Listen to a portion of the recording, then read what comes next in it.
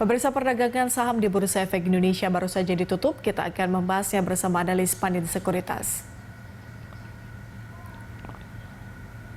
Dan untuk membahas prospek IHSG, kita telah terhubung dengan Isla Bimo Prakoso, analis ekuitas Pandit Sekuritas. Mas Bimo, selamat sore. Terima kasih sudah bergabung bersama kami di Closing Market. Kalau kita melihat pergerakan indeks sepanjang hari ini, di sesi 1 menguat 1,24% di level 5.888. Kemudian terakhir dilaporkan oleh rekan kami langsung dari Bursa Efek bahwa posisinya menguat 1,32%. Apa kemudian yang menjadi penopang laju IHSG pada hari ini? Oke, jadi salah satu faktor menjadi penopang laju IHSG pada hari ini yaitu menyambut kemarin kebijakan dari rapat Dewan Gubernur Bank Indonesia yang tetap mempertahankan tingkat suku bunga berada di level 3,5%, di mana tingkat suku bunga ini sesuai dengan ekspektasi pasar. Jadi di sini pasar memang sudah mengekspektasikan bahwa tingkat suku bunga ditahan di 3,5%. Hal ini didasari oleh tujuan untuk bank sentral agar menjaga kestabilan rupiah. Kenapa hal ini menjadi yang penting untuk menjaga kestabilan rupiah? Karena kalau misalkan tingkat suku bunga kita diturunkan, contoh ke 3,25%, otomatis tingkat tingkat imbal hasil di Indonesia itu sedikit menurun. Sedangkan yang terjadi di US itu adalah adanya ekspektasi kenaikan inflasi melebihi dari proyeksi awal, yang nanti dikhawatirkan jika hal ini terrealisasi, ada kemungkinan The Fed untuk menaikkan tingkat suku bunganya, sehingga imbal hasil di US itu akan sedikit lebih besar daripada yang sebelumnya. Hal ini akan menyebabkan adanya perpindahan dari kapital dari sebuah negara ke negara yang lain. Dari sini kasusnya bisa terjadi dari Indonesia ke US. Nah, ini hal yang harus dicegah, makanya di sini pasar mengapresiasi kebijakan BI untuk mempertahankan tingkat suku bunganya agar menjaga kestabilan rupiah. Iya, apakah penguatan IHSG pada hari ini kemudian bisa berlanjut sampai dengan bulan depan, Mas Bimo? Oke, jadi di sini kalau penguatannya untuk bulan depan, di sini kita melihat sebetulnya secara fundamental ada potensi untuk melanjutkan penguatan. Hal ini didasari oleh satu, kalau kita lihat beberapa rilis data kita punya makroekonomi itu menunjukkan hasil yang positif. Salah satunya kita punya trade balance, kemarin juga ekspor kita juga meningkat, surplus juga kita juga meningkat di atas estimasi pasar. Kemudian diharapkan hal ini juga dapat berlanjut sehingga ke depannya ini akan menjadi landasan untuk meningkatan kita punya pertumbuhan ekonomi. Lalu di sini juga kita juga bisa lihat dari secara fiskal pun juga sebetulnya negara sudah mengalokasikan anggaran yang memang cukup atau kita bisa bilang adequate ke beberapa kementerian. Kalau kita bandingkan ke 2020, hal ini nggak kayak gini. Di 2020 itu realokasi anggarannya sangat besar sekali untuk penanganan COVID-19 karena di situ adalah awal-awal periode COVID-19 mulai tersebar. Nah, di sini landasan fiskal kita berbeda, seperti infrastruktur itu juga sudah dinaikkan kembali sehingga harapannya ke depan di sini bisa menimbulkan multiplier effect ke kegiatan ekonomi. Dan juga kalau kita lihat dari penanganan pemerintah, contohnya adalah PPKM itu juga sudah tidak seketat dulu, yang dimana masih ada ruang gerak, namun protokol harus diperhatikan. Dan yang paling menjadi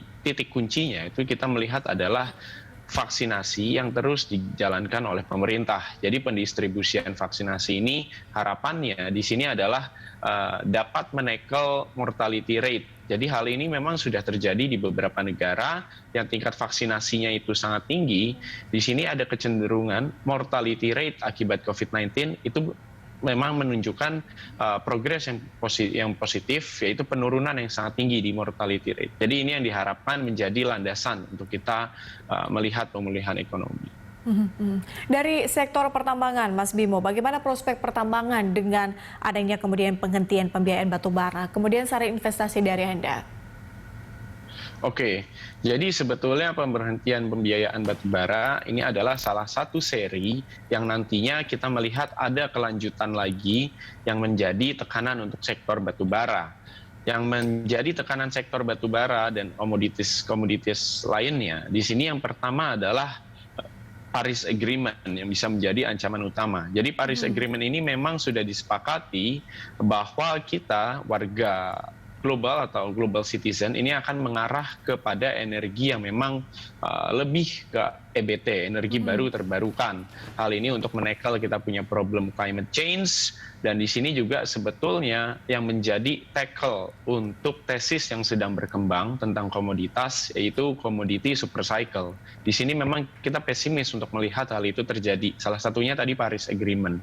Kedua, yang men-tackle alasan kenapa komoditi pada periode ini juga akan terhambat, karena main drivernya kalau kita lihat komoditi yang di awal tahun 2000 ya, itu batu bara especially, itu sangat tinggi tingkat permintaannya sehingga harga pun juga naik. Di sini didorong oleh memang China yang pada saat itu ekonominya merupakan investment based economy sehingga membutuhkan energi consumption yang sangat tinggi. Tapi sekarang China sudah berangsur-angsur merubah ekonominya seiring China juga bergerak menuju ke arah negara maju ya. Makanya di sini ada perubahan yaitu menjadi consumption and service driven economy sehingga konsumsi energi yang dibutuhkan itu tidak sebanyak dulu. Padahal kalau kita lihat 2000 awal itu komoditi super cycle yang terakhir, China itu menjadi driver sepertiga dari pertumbuhan ekonomi global. Ketika China sudah merubah polanya, yang menjadi pertanyaan siapa jadi seterusnya yang akan menjadi driver untuk komoditas seperti ini. Nah, jadi dua faktor ini yang menjadikan hambatan sebetulnya untuk komoditi yang konvensional. Justru kita melihat adanya pergerakan baru untuk subsektor komoditi, yaitu seperti metal, copper, dan nikel. Yang dimana di sini kita masih melihat adanya peluang karena bisa mengarah ke energi yang memang didorong oleh EBT, yaitu energi baru dan terbarukan. Iya, jadi ini masih terkait dengan isu lingkungan dan juga pengetatan komoditas di Tiongkok. Selanjutnya, Mas Bimo, bagaimana rekomendasi Anda untuk perdagangan di bulan Juni nanti seperti apa?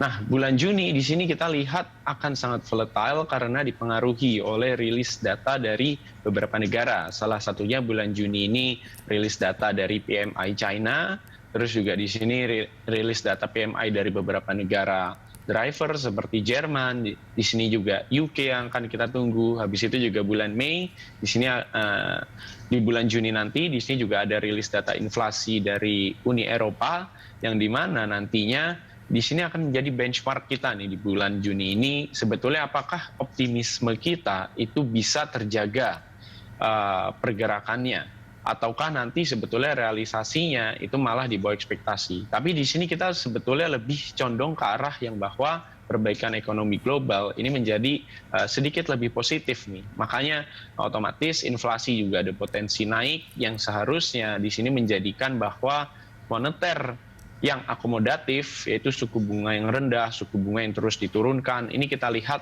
akan terhenti pada Juni 2021 ini. Sehingga kita juga harus merespon dengan cara tingkat suku bunga kita juga harus dipertahankan seperti yang sudah dilakukan oleh BI yaitu di 3,5%. Jadi di sini yang kita tunggu di bulan Juni rilis data makroekonomi.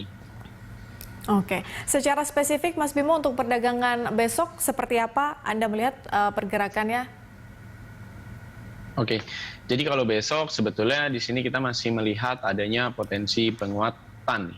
Potensi penguatan, jadi walaupun suku bunga kita dipertahankan, ini kan memiliki cost-nya juga tersendiri, yaitu kita lagi mau ekonomi pulih, tapi suku bunga daripada diturunkan supaya itu juga bisa menurunkan lending rate, tapi ini malah dipertahankan. Jadi ini kan memang negatif sebetulnya ya untuk kinerja ekonomi sebetulnya kalau kita melihat suku bunga dipertahankan.